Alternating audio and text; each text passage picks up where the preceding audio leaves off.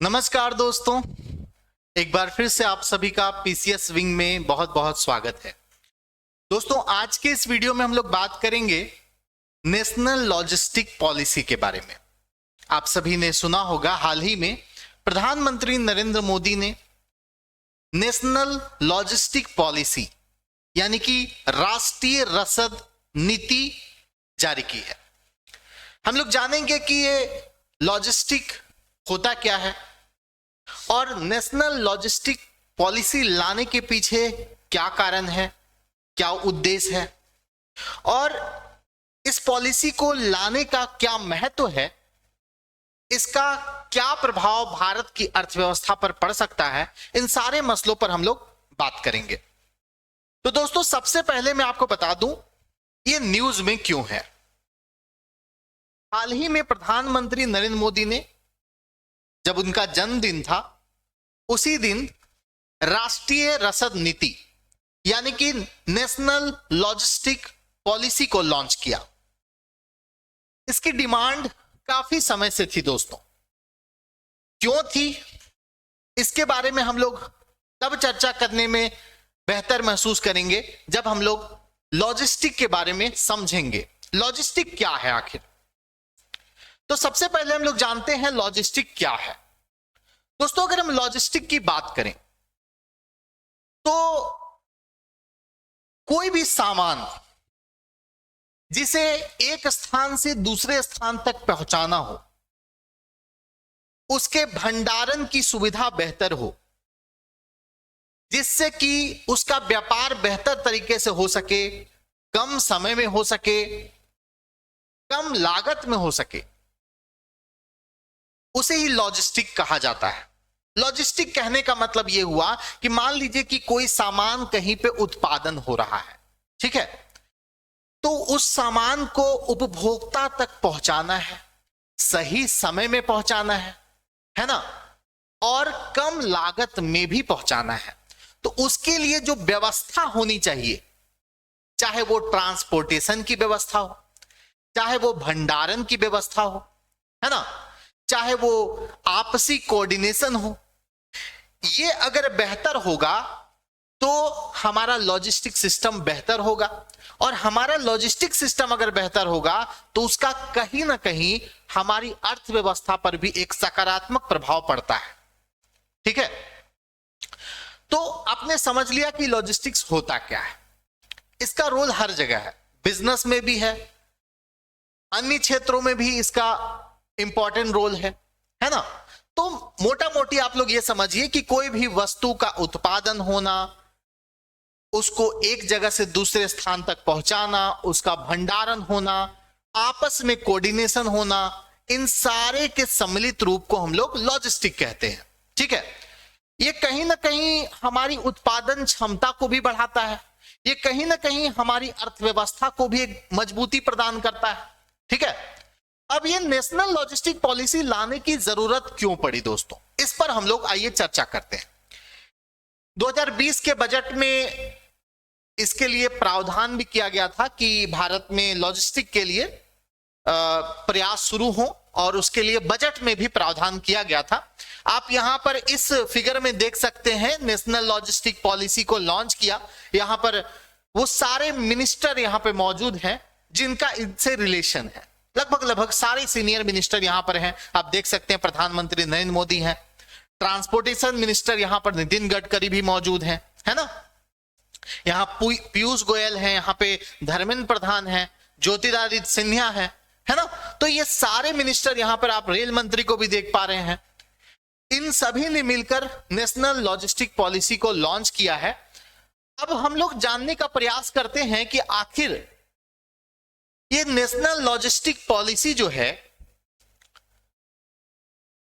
इसकी जरूरत क्यों पड़ी। दोस्तों, आप जानते होंगे कि भारत जो है वर्ल्ड के टॉप 5 इकोनॉमी में आ चुका है, यानी भारतीय अर्थव्यवस्था विश्व की टॉप 5 अर्थव्यवस्था में आता है। लेकिन अगर हम लॉजिस्टिक रैंकिंग की बात करें वर्ल्ड वाइड, है ना, पूरे विश्व में भारत की लॉजिस्टिक की जो रैंकिंग है दोस्तों, वो 44वें नंबर पर है। ऐसा क्यों है? आप यहां पर समझने का प्रयास करें कि अगर हमारी लॉजिस्टिक सिस्टम बेहतर नहीं होगी तो उससे क्या नुकसान होगा। पहले हमें इसे समझना चाहिए ताकि हम इसके फायदे को भी जान सके। अगर बेहतर होगी तो क्या होगा। दोस्तों, अगर हम समय पर माल को डिलीवर नहीं करेंगे तो उससे क्या होगा। उससे कई सारी ऐसी वस्तुएं होती हैं, जैसे मांस हो गया, फल हो गया, सब्जियां हो गई, ये सारी खराब होने के चांसेस रहते हैं, है ना। ये चीजें खराब होंगी तो क्या होगा, इससे भी हमारी इकोनॉमी को नुकसान पहुंचेगा। ठीक है, अगर हम समय पर चीजें डिलीवर नहीं कर पाएंगे तो इसके डिमांड में भी कहीं ना कहीं नुकसान आएगा, क्योंकि कोई भी जो उपभोक्ता है उसे प्रोडक्ट समय पे चाहिए। समय पर अगर हम सुविधाएं प्रोवाइड नहीं कर पाएंगे तो उससे भी हमारी अर्थव्यवस्था को नुकसान पहुंचता है। एक और जरूरत इसलिए पड़ी दोस्तों, क्योंकि भारत का जो जीडीपी है उसका 14% से ज्यादा लॉजिस्टिक में खर्च हो जाता है, जबकि जितने भी विकसित देश हैं उन सब का खर्च काफी कम है। मतलब अगर हम अमेरिका की बात करें तो 8% खर्च करता है ना। अगर हम चाइना की बात करें तो 9 से 10% खर्च करता है, जबकि भारत इसके लिए पता है कितना खर्च करता है। भारत इसके लिए 13 से 14% या इससे भी ज्यादा खर्च करता है। अब सोचिए कि अगर इस खर्च को कम कर दिया जाए, है ना, जो भी भारत की जीडीपी है उसमें इतना प्रतिशत हमारे लॉजिस्टिक में खर्च हो रहा है, अगर इस खर्च को कम कर दिया जाए तो कहीं ना कहीं हमारी अर्थव्यवस्था पर एक सकारात्मक प्रभाव पड़ेगा। ठीक है, तो नेशनल लॉजिस्टिक पॉलिसी लाने का जो उद्देश्य है, जो मकसद है, उसमें एक तो यह भी उद्देश्य है कि हम जो खर्च कर रहे हैं जीडीपी का, इसको कम करके 10% के अराउंड लेके आ जाए, है ना, या 10% से कम हो जाए तो और बेहतर है। ठीक है, क्या करना पड़ेगा उसके लिए? उसके लिए हमें ट्रांसपोर्टेशन को बेहतर बनाना पड़ेगा। ठीक है, उसके लिए हमें भंडारण क्षमता को भी बेहतर बनाना पड़ेगा। उसके लिए आपसी कोऑर्डिनेशन की भी जरूरत पड़ेगी। मान लीजिए कि कोई भी उद्योग है, वो कुछ प्रोडक्शन करना चाहता है, ठीक है, कुछ उत्पादन करना चाहता है, तो उत्पादन करने से पहले वो क्या सोचेगा? अपने मार्केट के बारे में सोचेगा। इस उत्पाद को कहां पहुंचाना है, कैसे पहुंचाना है, कब तक पहुंचाना है ना, इन सारे मसलों पर पहले सोचेगा, तभी वो उत्पादन करेगा। अगर हम बेहतर लॉजिस्टिक व्यवस्था हम अपने देश को देंगे तो इससे उत्पादक जो है उनको भी प्रोत्साहन मिलेगा। ठीक है, और वो उत्पादन करेंगे जब उनको ये सुविधाएं मिलेगी कि हम उत्पादन करने के बाद आसानी से माल को उपभोक्ता तक पहुंचा सकते हैं, हम इसे आसानी से कहीं भंडारण कर सकते हैं। ये सारी सुविधाएं अगर उसको मिलेगी तो निश्चित तौर पर उसके उत्पादन क्षमता में भी वृद्धि होगी। ठीक है, तो आपको यह समझना है दोस्तों कि नेशनल लॉजिस्टिक पॉलिसी लाने का मकसद क्या है। ठीक है, इसमें कई सारे जो हमारे ट्रांसपोर्टेशन व्यवस्था है, जैसे कि रोड ट्रांसपोर्ट की बात करें, या फिर हम रेल ट्रांसपोर्ट की बात करें, या फिर हम जल ट्रांसपोर्ट की बात करें, है ना, इन सभी को बेहतर बनाना पड़ेगा, अभी से बेहतर बनाना पड़ेगा, तभी हम अपने जीडीपी का जो 13-14% खर्चा कर रहे हैं उसे हम कम कर पाएंगे। ठीक है, समझ पा रहे हैं ना आप लोग?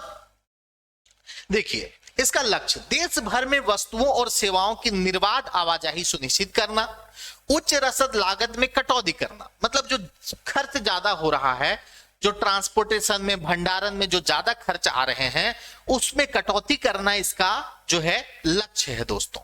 ठीक है, अब देखिए यहां पर भारत के कुछ राज्यों का दिया हुआ है। भारत के वो राज्य जो आज ज्यादा विकसित हैं, वहां का लॉजिस्टिक व्यवस्था बेहतर है दोस्तों। यहां पर आप देख सकते हैं गुजरात, हरियाणा, पंजाब, तमिलनाडु, ये सब अच्छे रैंकिंग में है।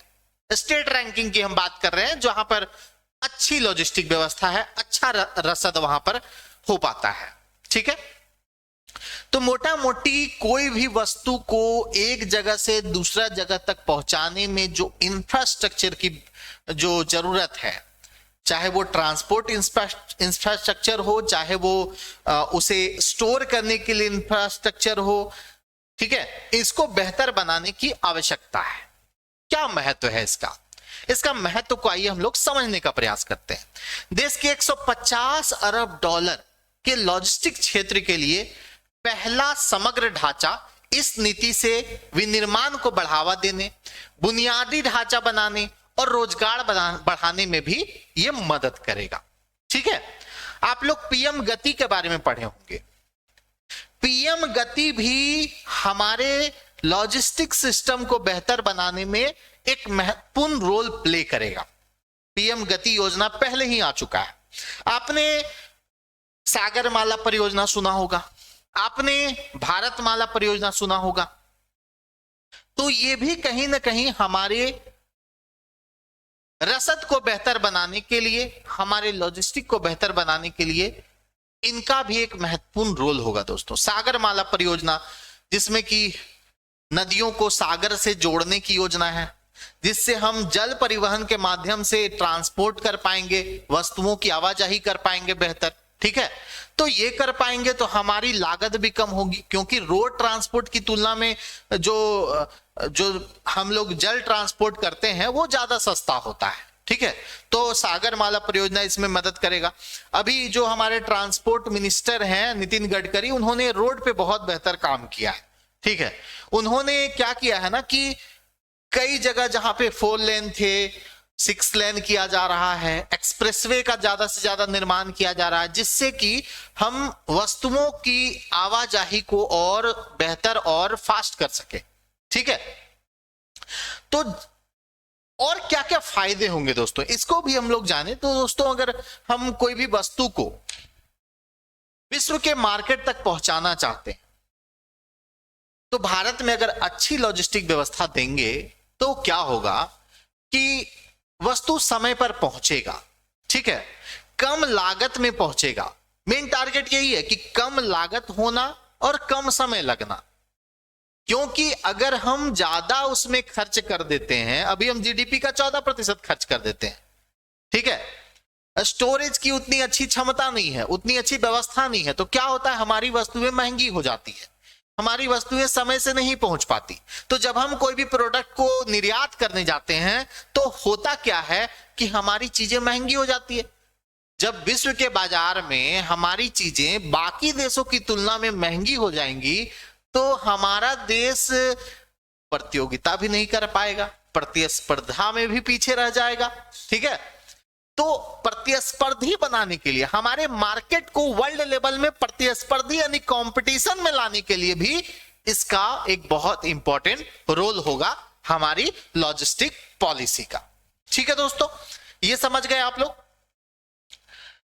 देखिए, अब इसमें महत्वपूर्ण विशेषताएं कुछ कुछ, आखिर इस पॉलिसी के अंदर कौन कौन सी इंपॉर्टेंट चीजें हैं जिससे कि हमारा जो सिस्टम है, जो हमारे जो देश में ट्रांसपोर्टेशन है, स्टोरेज है, बेहतर हो पाएगा, व्यापार बेहतर हो पाएगा। तो पहली जो इसमें व्यवस्था की गई है वो की गई है डिजिटल सिस्टम, आईडीएस सिस्टम इसमें किया गया है, डिजिटल सिस्टम का एकीकरण। ठीक है, फिर दूसरा किया गया यूनिफाइड लॉजिस्टिक इंटरफेस प्लेटफॉर्म, इसके बारे में अभी हम आपको बताएंगे ये क्या है ना। उसके बाद रसद की आसानी, मतलब ईज ऑफ लॉजिस्टिक, और है सिस्टम सुधार समूह, है ना। यानी कि SIG, इसके बारे में भी हम लोग चर्चा करेंगे आखिर ये क्या है। उससे पहले आपको बता दें कि वर्ल्ड में जो सबसे बेहतर लॉजिस्टिक प्रोवाइड करता है वो देश है जर्मनी, ठीक है। इसलिए वहां का जो उद्योग है, वहां का जो व्यापार है, वो बाकी देशों की तुलना में बेहतर है, ठीक है। यहाँ पे Germany, Sweden, Belgium, Austria, Japan, ये टॉप 5 कंट्री है लॉजिस्टिक में, ठीक है। इंडिया का रैंक इसमें है 44, ये 2-3 साल पहले रैंक आया था। तो इस रैंक को भी बेहतर बनाना पड़ेगा, क्योंकि भारत जो है दुनिया की 5 बड़ी अर्थव्यवस्था में आता है, तो ये रैंकिंग तो भारत के लिए शोभा नहीं देता है। तो इस रैंक को भी बेहतर बनाना हमारा लॉजिस्टिक पॉलिसी का मकसद है दोस्तों, है ना। अब आइए जानते हैं कि इस लॉजिस्टिक पॉलिसी के अंदर चीजें क्या क्या दी हुई है। डिजिटल एकीकरण प्रणाली यानी कि IDS, है ना। ये IDS में क्या है, निर्बाध और तेज कार्य प्रवाह को बढ़ावा देना।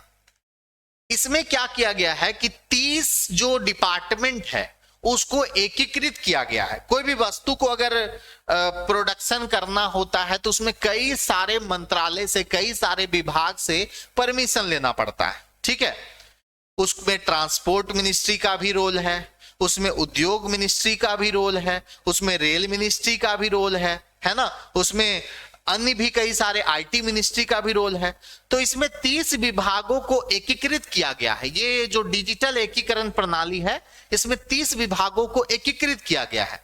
रेलवे, सड़क परिवहन, सीमा शुल्क, विमानन और वाणिज्य विभाग, ये जो है इन सभी को एक प्लेटफॉर्म पे, एक ऑनलाइन में एक जगह पर इसको एकत्रित किया गया है, एकजुट किया गया है। सभी डेटा को एकीकृत किया जाएगा, यानी जो सारे डेटा होंगे एक प्लेटफॉर्म पे होंगे, है ना। लॉजिस्टिक क्षेत्र को अधिक कुशल बनाने के लिए प्रयास किया जाएगा। दूसरा है यूनिफाइड लॉजिस्टिक इंटरफेस प्लेटफॉर्म। ये क्या है, ये भी एक पोर्टल है दोस्तों, ये भी एक पोर्टल है, एक वेबसाइट है कह सकते हैं। निर्माताओं और निर्यातकों को लंबी और बोझिल प्रक्रिया से मुक्ति दिलाना इसका काम है, समझे। मतलब कोई भी जो प्रोड्यूसर है, जो उत्पादक है, वो इस प्लेटफॉर्म के जरिए, इस वेबसाइट के जरिए अपनी वस्तु को कहां पहुंचाना है, ठीक है, उसके लिए क्या ट्रांसपोर्ट सुविधा बेहतर होगा, ये सारे चीजों को पोर्टल के अंदर, वेबसाइट के अंदर इंक्लूड किया गया है, ठीक है। एक पोर्टल परिवहन क्षेत्र से संबंधित सभी डिजिटल सेवाएं इसमें मौजूद होगी। यूनिफाइड लॉजिस्टिक इंटरफेस प्लेटफॉर्म है, जो कोई भी सामान को जो परिवहन करना है उससे रिलेटेड जो भी डिजिटल सेवा है सभी इसके अंदर अवेलेबल होगा। ईज ऑफ लॉजिस्टिक सर्विस, इसको आसान कैसे बनाया जाए। एक डिजिटल प्लेटफॉर्म उद्योग से जुड़ी समस्याओं के समाधान के लिए सरकारी एजेंसियों से जुड़ने का अवसर मिलेगा, ठीक है। चाइना ने भी ऐसा कुछ किया है। चाइना ने क्या किया है कि बहुत सारे लॉजिस्टिक कंपनियों को मिला करके एक सरकारी कंपनी बनाया गया, जिससे कि उनको अपनी समस्याएं, जैसे क्या क्या समस्याएं आ रही है, कोई भी कंपनी है, कोई भी उत्पादक है, उसको अपने सामान की आवाजाही में क्या परेशानी आ रही है, ये सरकार को बता पाएगा इसके जरिए, ईज ऑफ लॉजिस्टिक सर्विसेज के जरिए, जिससे सरकार में बैठे लोग जो होंगे वो उनकी समस्याओं का जो है तुरंत समाधान करेंगे, ठीक है। तो इसको भी इसमें जगह दिया गया है। फिर व्यापक रसद कार्य योजना, भौतिक संपत्ति का मानकीकरण, है ना। भौतिक संपत्ति का मानकीकरण का मतलब क्या हुआ, जो भी फिजिकल प्रोडक्ट होंगे, है ना, उसका मानकीकरण, उसको स्टैंडर्डाइज किया जाएगा, उसको एक स्टैंडर्ड बनाया जाएगा, एक मानक तय किया जाएगा। सेवा मानकों की बेंचमार्किंग की जाएगी, जो सर्विस सेक्टर की चीजें हैं उसकी भी बेंचमार्किंग की जाएगी, मतलब उसके भी एक मानक तय किए जाएंगे। क्षमता निर्माण किया जाएगा, लॉजिस्टिक पार्क का भी विकास किया जाएगा। तो ये आपने समझा लॉजिस्टिक क्या है, लॉजिस्टिक पॉलिसी की जरूरत क्यों पड़ी, है ना, और इसके अंदर क्या क्या चीजें हमारी पॉलिसी के अंदर दी गई है, ये सारा आपने समझा। दोस्तों अगर हम बात करें कि आपसे मैं अगर सलाह लूं, आपके साथ अगर मैं चर्चा करूं कि देश के अंदर लॉजिस्टिक सिस्टम को बेहतर बनाने के लिए क्या किया जाना चाहिए, तो आपका क्या सुझाव होगा? आप हमारे साथ क्या चर्चा करेंगे? मेरा यह मानना है दोस्तों कि बहुत सारे ऐसे भारत में जगह हैं जहां पर रेल नेटवर्क नहीं है बेहतर, है ना। तो रेल नेटवर्क को बेहतर बनाने का प्रयास करना चाहिए। जहां रेलवे नहीं पहुंचा वहां पहुंचाया जाना चाहिए। जल परिवहन जो है, जल परिवहन को ज्यादा से ज्यादा उपयोग करने के लिए नदी जोड़ो परियोजना, है ना, सागर माला परियोजना को और ज्यादा सुदृढ़ करने की जरूरत है, क्योंकि जल परिवहन सस्ता होता है ना। जल परिवहन रोड परिवहन की तुलना में सस्ता होता है, तो उसे सुदृढ़ करने की जरूरत है, जिसमें नदी जोड़ो परियोजना पे तेजी से काम करना चाहिए, जिसमें सागर माला परियोजना को और ज्यादा सुदृढ़ करना चाहिए, है ना। रोड ट्रांसपोर्ट में तो बेहतर काम हो रहा है, ठीक है। अगर हम रेलवे की स्पीड की बात करें भारत में, तो भारत में जो मालगाड़ी की जो स्पीड है, औसत स्पीड जो है वो लगभग 25 किलोमीटर पर आवर है ना, 25 किलोमीटर पर आवर है। इसको भी बेहतर करने की जरूरत है, कम से कम 50 किलोमीटर पर आवर करने की जरूरत है ना। रेलवे की जो मालगाड़ी की स्पीड है, एक तो रेल नेटवर्क का विस्तार करना जरूरी है ही, साथ ही साथ इसको और ज्यादा स्पीड करने की जरूरत है, 25 से कम 50 करने की जरूरत है, क्योंकि कई सारे ऐसे विकसित देश हैं जहां पर मालगाड़ी की स्पीड 100 के आसपास है ना, औसत स्पीड 100 के आसपास है। तो ये भी एक अच्छा रोल प्ले करेगा। बहुत हमारे देश में बहुत क्या मतलब ज्यादातर ऐसे जगह हैं जहां पर हमें सामान को रखने का, स्टोर करने का, भंडारण करने की सुविधा मौजूद नहीं है। तो सरकार को हर क्षेत्र में भंडारण की सुविधा का भी नेटवर्क बढ़ाना पड़ेगा, ठीक है। तब जाकर के चीजों को सुरक्षित रखा जा सकेगा, है ना। चीजों को सुरक्षित रखा जाएगा तो ही आगे चीजें बढ़ेंगी, काम होगा, है ना। तो ये सारे इंपॉर्टेंट रोल प्ले कर सकते हैं दोस्तों। अब देखिए, अगर हम लॉजिस्टिक सस्ता करेंगे, अगर हम उसको परिवहन को सस्ता करेंगे, भंडारण को सस्ता करने का प्रयास करेंगे, समय पर करने का प्रयास करेंगे, तो उससे हमारी उत्पादन क्षमता बढ़ेगी। कैसे बढ़ेगी? क्योंकि उसका जो मार्केट है, मान लीजिए हम चीजों को निर्यात कर रहे हैं या देश के अंदर ही बेच रहे हैं, तो अगर हम सही समय पे पहुंचाएंगे, कम कीमत पे चीजों को पहुंचाएंगे, तो हमारी डिमांड भी बढ़ेगी, और डिमांड बढ़ेगी तो प्रोडक्शन बढ़ेगा, और प्रोडक्शन बढ़ेगा तो उससे रोजगार के भी ज्यादा से ज्यादा अवसर पैदा होंगे, ठीक है। तो उम्मीद करते हैं दोस्तों कि आप लोगों को ये पूरा आयाम समझ में आ गया होगा कि नेशनल लॉजिस्टिक पॉलिसी क्या है और इसमें आगे की क्या रणनीति हो सकती है, इसमें आगे का क्या प्लान हो सकता है, जिससे हमारे देश की रसद व्यवस्था को बेहतर किया जा सके। उम्मीद करते हैं कि आपको ये पूरा टॉपिक कवर हो गया होगा, समझ में आ गया होगा। आप लोग पीसीएस विंग के टेलीग्राम चैनल को भी ज्वाइन कर लें, जिसमें आपको पीडीएफ भी प्रोवाइड कर दिया जाता है ना। और जो नए हैं चैनल को सब्सक्राइब कर लें दोस्तों। वीडियो पसंद आए तो लाइक जरूर करेंगे। Thank you so much.